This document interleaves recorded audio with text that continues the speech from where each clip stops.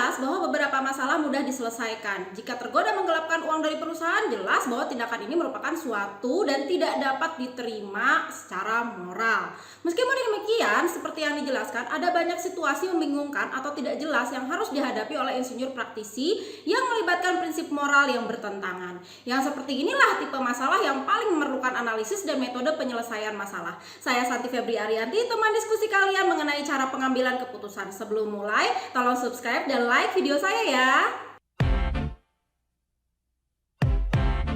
Pemahaman akan isu-isu etika dapat membantu kita untuk menempatkan suatu masalah etika dalam kerangka kerja yang tepat, dan hal ini sering dengan sendirinya menunjukkan jalan keluar untuk masalah tersebut. Solusi masalah etika dapat dibagi menjadi kategori faktual, konseptual, dan moral.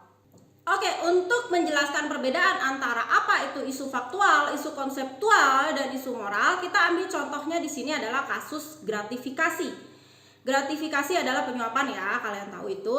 Jadi ini adalah pembedanya. Untuk isu faktual sendiri, detailnya itu melibatkan apa yang benar-benar diketahui tentang sebuah kasus. Jadi contohnya dalam kasus ini, gratifikasi ini, macam dan nilai hadiah mungkin menjadi fakta yang telah diketahui secara umum. Untuk menyelesaikan permasalahan, yaitu melalui penelitian atau penyelidikan untuk mengungkap kebenaran. Sedangkan untuk isu konseptual ini berhubungan dengan arti atau bisa tidaknya suatu ide diterima.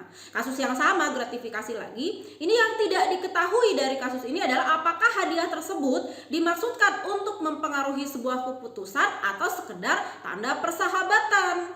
Nah, ini untuk menyelesaikan ini harus melalui kesepakatan atas arti, istilah, dan konsep, meski kadang kesepakatan tidak tercapai.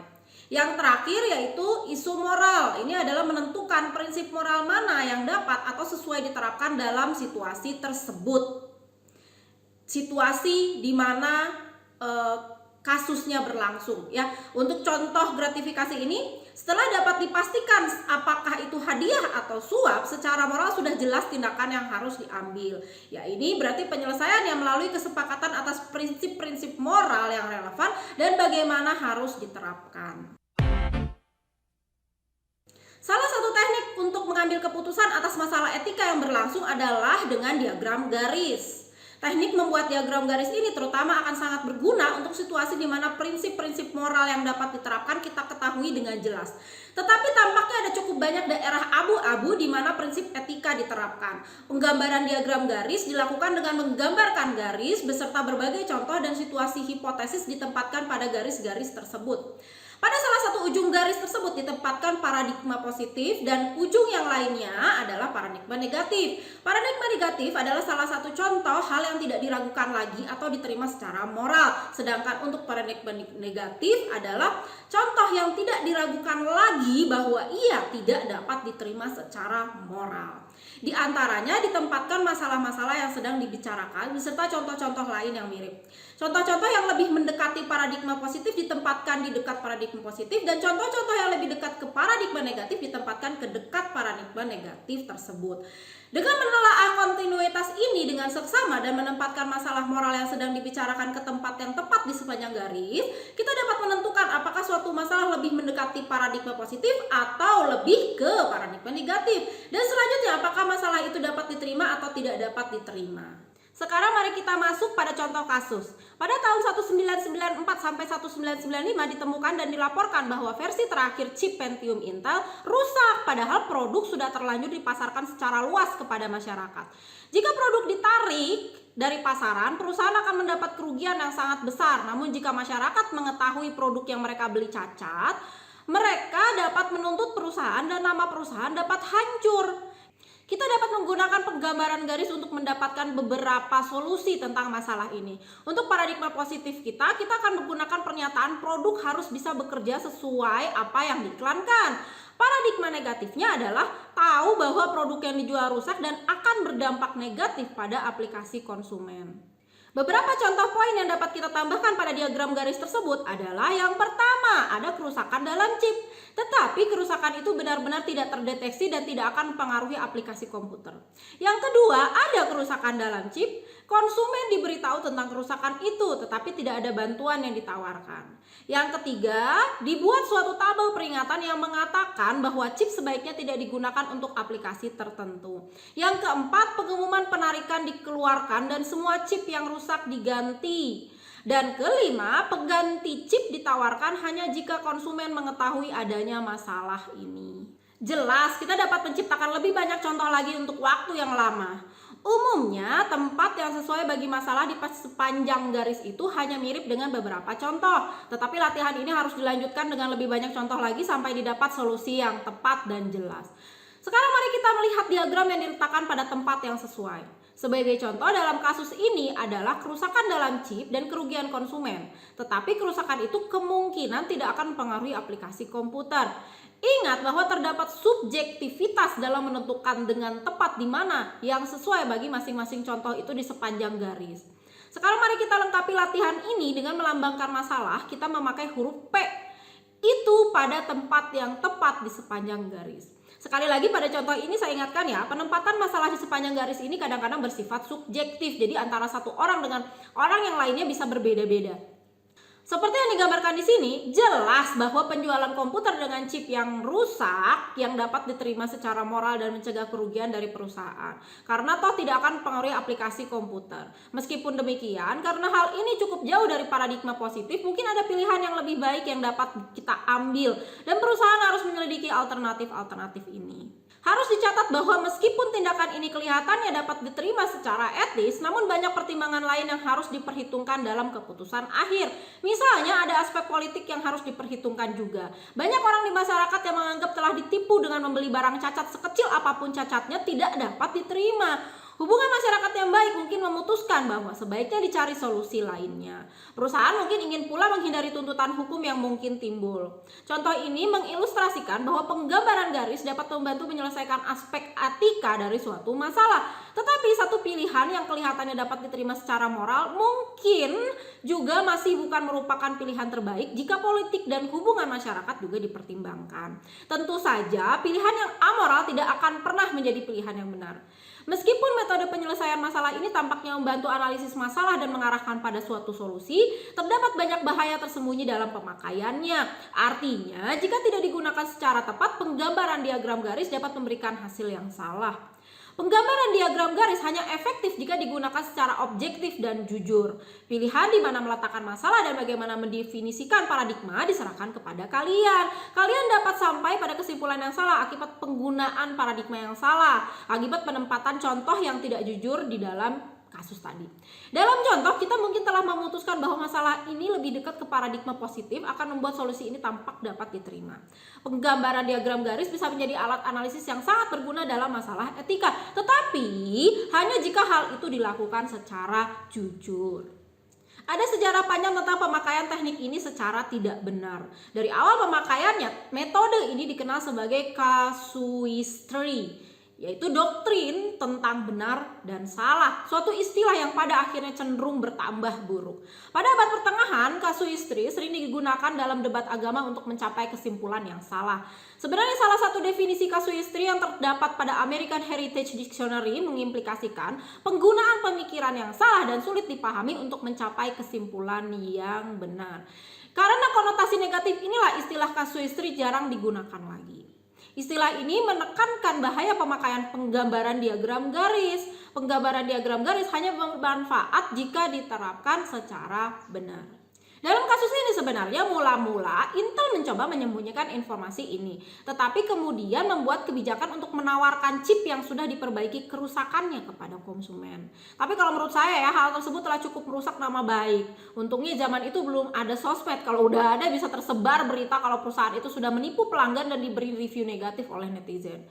Coba jika dibuat suatu tabel peringatan yang mengatakan bahwa chip sebaiknya tidak digunakan untuk aplikasi tertentu. Memang sih kemungkinannya ada juga ketahuan kalau misalnya chip itu di dalam komputer tersebut rusak. Tapi ya mengecilkan kemungkinan bahwa akan ketahuan kalau yang dijual adalah chip yang rusak.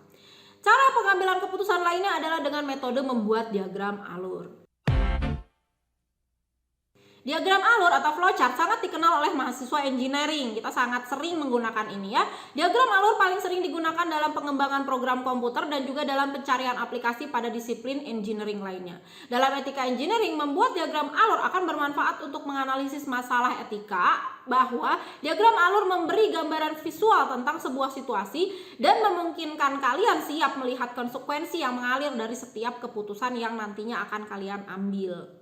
Seperti pada teknik penggambaran diagram garis yang kita bahas sebelumnya, tidak ada diagram alur tertentu yang dapat diterapkan pada masalah yang ada. Jadi, beberapa diagram alur dapat saja berlaku untuk satu masalah atau satu kasus yang sama. Sesungguhnya diagram alur yang berbeda dapat digunakan untuk menekankan aspek yang berbeda dari masalah yang sama. Seperti pada penggambaran diagram garis, penting untuk bertindak seobjektif mungkin dan mendekati diagram alur secara jujur. Atau kita dapat menggambarkan semua kesimpulan yang kalian inginkan, bahkan kesimpulan yang jelas-jelas salah. Kasusnya begini ya, perusahaan UC berniat membangun pabrik pestisida di Bhopal pada 1970-an dengan pemikiran bahwa India mewakili pasar besar yang belum tersentuh untuk produk-produk pengendalian hama. Sejumlah besar bahan kimia berbahaya dibutuhkan untuk pembuatan pestisida di pabrik nantinya. Di antaranya 3 tangki yang menampung lebih dari 60 ton MIC. MIC adalah gas yang sangat reaktif dan mematikan. Perlu sistem keamanan pabrik Union Carbide untuk mencegah terjadinya peledakan. Kita dapat menggambarkan teknik ini dengan menerapkan diagram alur sederhana pada bencana di Bhopal tersebut. Nah, ini salah satu kemungkinan diagram alurnya ya. Berhubungan dengan proses pengambilan keputusan yang berlangsung di Union Carbide ketika mereka memutuskan apakah mereka akan membangun pabrik di Bhopal atau tidak. Diagram alur membantu memvisualkan konsekuensi masing-masing keputusan-keputusan yang bisa dibuat. Tentu saja diagram alur ini seharusnya jauh lebih besar dan lebih rumit untuk mencakup seluruh masalah dengan seksama. Kunci bagi penggunaan diagram alur yang efektif untuk penyelesaian masalah etika adalah bahwa kita harus kreatif dalam menentukan kemungkinan, hasil, dan skenario, dan juga tidak malu mendapatkan jawaban negatif dan memutuskan untuk memberhentikan proyek.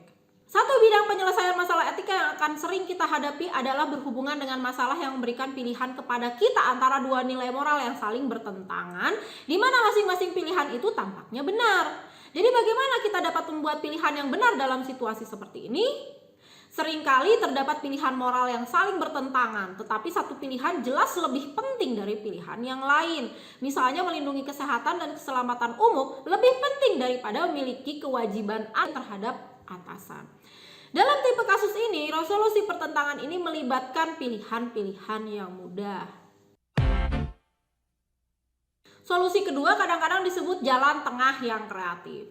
Solusi ini adalah semacam usaha kompromi yang akan menguntungkan semua orang. Penekanannya di sini terletak pada kata kreatif. Karena usaha ini memerlukan sejumlah besar kreativitas untuk menemukan jalan tengah yang dapat diterima semua orang dan sejumlah besar diplomasi untuk menjualnya ke semua orang. Pekerjaan menjual sangat sulit karena sifat kompromi yang sering secara bergurau didefinisikan sebagai solusi di mana tak seorang pun mendapatkan apa yang mereka inginkan. Salah satu contoh jalan tengah kreatif pada kasus chip rusak tadi, bahwa ketimbang menarik kembali semua produk komputer, dibuat suatu tabel peringatan yang mengatakan bahwa chip sebaiknya tidak digunakan untuk aplikasi tertentu. Jelas tak seorang pun benar-benar puas dengan alternatif-alternatif ini, karena jadinya produk mungkin kalah saingnya dengan merek lain yang mampu menggunakan atau digunakan untuk semua aplikasi. Dan walau bagaimanapun akan ada kemungkinan beberapa orang tahu jika ketidakmampuan komputer bekerja untuk aplikasi tertentu tersebut akibat chipnya rusak. Akhirnya ketika tidak ada pilihan yang mudah dan usaha mencari jalan tengah tidak berhasil, yang tertinggal adalah membuat pilihan yang sulit. Kadang-kadang harus mengambil tindakan dalam menghadapi situasi yang tidak menyenangkan ini dan membuat kemungkinan pilihan terbaik dengan informasi yang tersedia pada saat itu. Seringkali harus bergantung pada insting untuk menentukan jalur mana yang terbaik.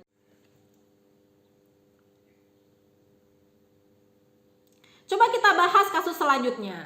Nah ini, seseorang bernama Anila adalah seorang engineer senior yang menjabat sebagai ketua tim dalam menentukan jenis dan merek trafo yang akan digunakan oleh PT PLN Persero untuk anggaran tahun 2019. Setelah timnya melakukan pemeriksaan terhadap berbagai merek trafo berdasarkan standar yang jelas, atau ya kualitas terbaik dan harganya rasional, maka diputuskan untuk memilih trafo merek OMG dari PT WOW. PT PLN setuju dan kontrak kerja pun ditandatangani. Tidak lama setelah kontrak tersebut ada, salah satu representatif atau perwakilan PT WOW datang menemui Anila untuk memberikan voucher sebuah konferensi Electrical Engineering IEEE full accommodation ditambah mengunjungi spot terbaik di Swiss, di Jenewa, Swiss. PT WOW memberikan sponsor utama kegiatan tersebut. Keuntungan yang didapat dari konferensi tersebut adalah yang pertama, kesempatan untuk bertemu expert, yang kedua, bertambahnya pengetahuan, yang ketiga, experience ke Swiss. Iya, satu dari banyak daerah abu-abu dalam etika engineering adalah tindakan menerima hadiah dari pemasok atau menawarkan kepada pelanggan untuk mengamankan bisnis. Kesulitan di sini timbul karena hadiah potensial menjadi penyuapan atau dianggap sebagai penyuapan. Seringkali insinyur terlibat dalam posisi berhadapan dengan pemasok yang berharap dapat menjual produk yang dapat digunakan dalam pekerjaan sang insinyur, atau bertindak selaku pemasok itu sendiri dan menjual produk itu kepada insinyur atau perusahaan lain. Oke, menurut definisinya, penyuapan itu sendiri adalah sesuatu seperti uang atau bantuan yang ditawarkan atau diberikan kepada seseorang yang berkedudukan penting untuk membujuknya melakukan ketidakjujuran. Penyuapan adalah sesuatu yang ditawarkan atau digunakan untuk mempengaruhi atau membujuk. Apa dasar etika untuk tidak mentoleransi penyuapan? Yang pertama, penyuapan merusak sistem ekonomi pasar bebas dan tidak kompetitif. Tidak seperti praktek pembelian produk terbaik pada tingkat harga terbaik, penyuapan tidak menghargai produser yang paling efisien.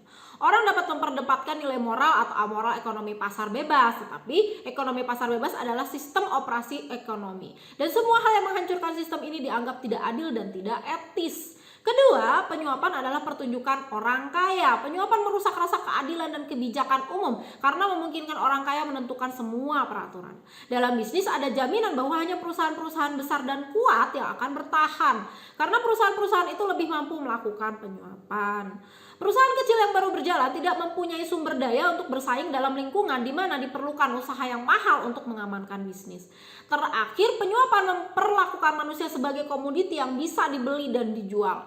Praktik ini menurunkan manusia dan destruktif bagi pihak pembeli ataupun pihak penjualan. Bagaimana kita menyelesaikan masalah penyuapan ini? Bagaimana metode analisis yang kita bahas tadi dapat diterapkan pada contoh-contoh penyuapan dan penerimaan hadiah? Oke, kita punya beberapa ide umum yang dapat dihadirkan sekarang ya. Penyuapan dianalisis secara mudah dengan melihat isu-isu faktual, konseptual, dan moral yang kita bahas sebelumnya. Seringkali faktanya jelas siapa yang menawarkan hadiah, berapa nilai hadiah itu, dan apa tujuannya. Untuk isu konseptual bisa menjadi lebih sulit karena harus ditentukan apakah hadiah itu cukup bernilai untuk mempengaruhi suatu keputusan, atau apakah pengaruh itu menjadi tujuan pemberian hadiah itu. Setelah isu konseptual ini berhasil dan jelas, apakah hadiah itu dapat dianggap penyuapan atau tidak? Isu moral sering menjadi sangat jelas. Perbedaan yang membingungkan antara nilai hadiah saat pemberian hadiah dan sebagainya divisualisasikan secara mudah dengan menggunakan penggambaran diagram garis, dan seringkali sangat jelas pilihan etika apa yang akan didasarkan pada diagram garis yang digambar dengan baik. Seperti biasa, diagram alur dapat juga digunakan untuk meneliti konsekuensi yang akan muncul dari penerimaan atau penawaran suatu hadiah. Jadi bisakah kita menghindari masalah penyuapan? Bagaimana seseorang dapat memastikan bahwa tindakan menerima hadiah tidak melewati batas sehingga dikatakan penyuapan? Metode pertama dan yang paling penting untuk menentukan hal ini adalah dengan melihat kebijakan perusahaan. Semua perusahaan besar dan kebanyakan perusahaan kecil mempunyai aturan yang sangat jelas tentang praktik pemberian hadiah yang dapat diterima. Beberapa perusahaan mempunyai kebijakan yang sangat ketat. Misalnya, beberapa perusahaan mengatakan bahwa karyawan tidak diizinkan menerima apapun dari pemasok dan bahwa semua interaksi sosial dengan pemasok atau pelanggan harus dibayar oleh perusahaan tersebut.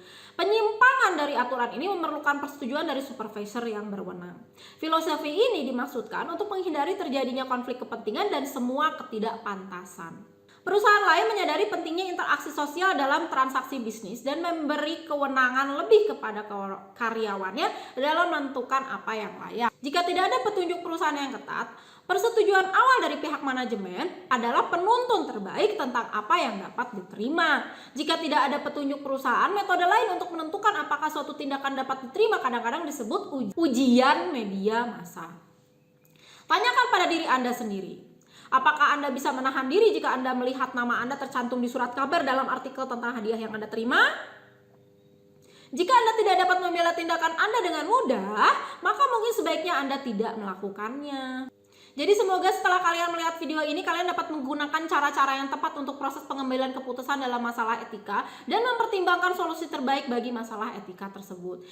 Di video selanjutnya kita akan membahas mengenai utilitarianisme. Thank you for watching.